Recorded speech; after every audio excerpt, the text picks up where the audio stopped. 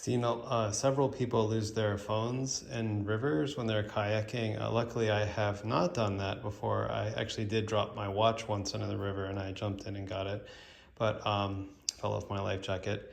But I had this iPhone case that I just wasn't using. I have another one that I like better, and it's several years old.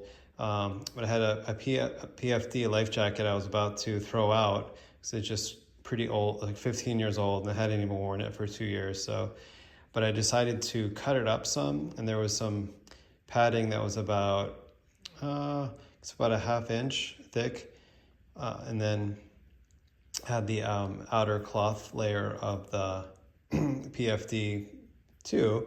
So I just cut out this shape foam and I kind of tested it out. I put my phone inside to make sure when I took a video or a photo with it that it didn't catch a phone on the edge of the frame, and it was fine.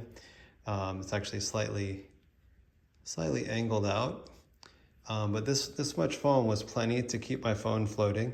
And I used some epoxy.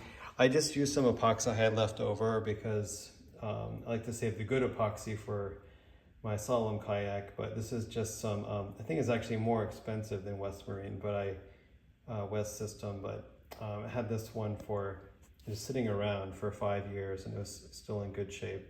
But this is a UV epoxy kit.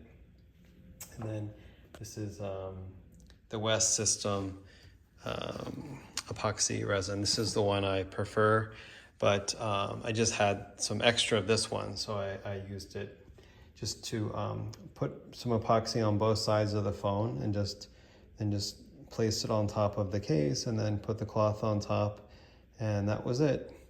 And then I let it dry over here.